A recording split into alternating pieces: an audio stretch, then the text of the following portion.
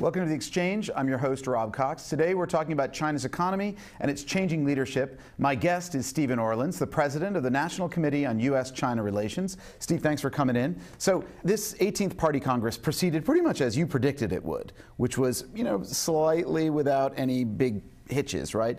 Are we now on the brink of a sort of whole new U.S.-China dialogue as a result of this?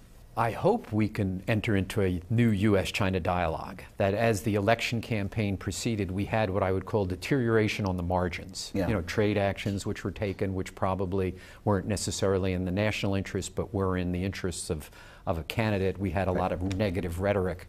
So now we have a president who's in his final term.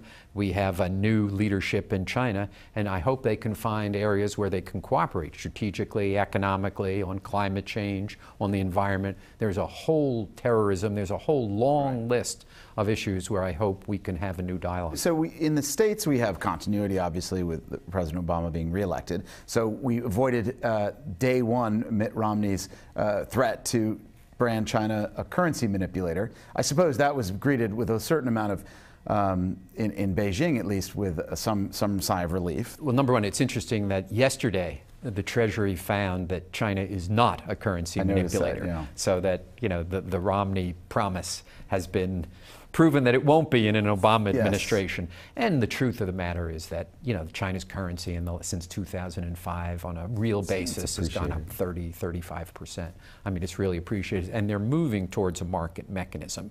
Right. So I think the president, he has new opportunities. I mean, the question is, how is he going to talk about it? His trip to Southeast Asia, to Burma, was interesting in that context. It would not have been my choice for the first trip after the election. I think he needs to... Do the Chinese see it as a sort of a containment policy? Even the Chinese government. There's not one view. There are those within the Chinese government who tend to be more hardline, who say we need to increase military expenditures because the United States is seeking to not necessarily contain, but constrain us. And this trip kind of fit their narrative, as opposed to kind of the constructive relations faction in the Chinese government, who sits there and goes, wait a minute, we need to partner with the United States. We've in effect partnered with them since President Nixon for now over 40 years, and we need to continue that with no other changes. Xi Jinping in his inaugural address talked about sort of the great Chinese renaissance, I think. Do we see that as sort of nationalism that we should be a bit worried about in the dialogue? Well, what's happened is as the unitary China kind of has disappeared as a result of the internet, as a result of how the country is now governed. So you now have many more diverse voices. Right. One of those diverse voices is a very nationalistic voice. Right. So if you look at the responses to the Diaoyidao, the Senkaku issue with Japan, you would argue there's a nationalistic element in that which constrains what the Chinese leadership can do. Because they can't just sit there, we'll compromise with Japan, that's fine. Because there is this nationalistic element within their own constituency which says, you do that and we're going to jump all over you in the internet.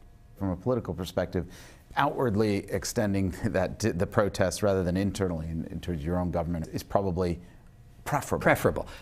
It certainly is preferable, but it concerns them, because that a protest against Japan can be turned into a protest against the local or the national government instantaneously. I mean, with the connectivity in the Chinese citizenry now, it can change in minutes. Through cell phones, through PDA. It's Weibo. China in a way has leapfrogged us in that connectivity. Right. Apart from territorial disputes and social unrest, those kinds of things, what do you think are the big challenges for this for Xi Jinping? Corruption is a huge challenge. I think the Chinese leadership views it as a cancer on the Chinese Communist Party. And what it's doing is eating away at the legitimacy of the party, and they recognize it, and they're going to have to deal with it. So let's talk about growth. How do you see growth in China over the next year or two? First of all, it depends on your view of Europe. Right. I think you can't have a view of China's growth because it still is export dependent. The EU, again, the EU as an export market is roughly the size of the US as an export market. If the EU goes into major contraction, that is going to affect China.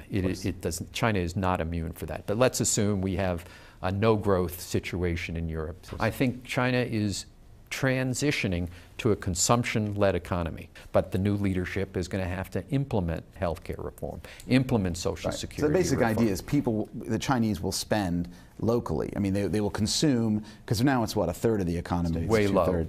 by U.S., European, and Japanese But one of the standards. arguments is they don't, because they don't have a social safety net, they don't have a sense that they'll be taken care of when they're older, they won't have health care, those kinds Exactly. of things. So If they you don't, stockpile money. if you're worried you're going to get sick when you're Right. old, and you don't have health insurance, you save money for the rainy day, for the day that you're Right. sick. So what the Chinese government is going to try and do is put in place a health care system, a social security system, a pension system that provides for that, so that actually increases consumer Right. spending. I wonder, is there a bull case to make for China from an investment perspective? Relative to the EU, Japan, and the US, there is a bull case to be made on China's economy.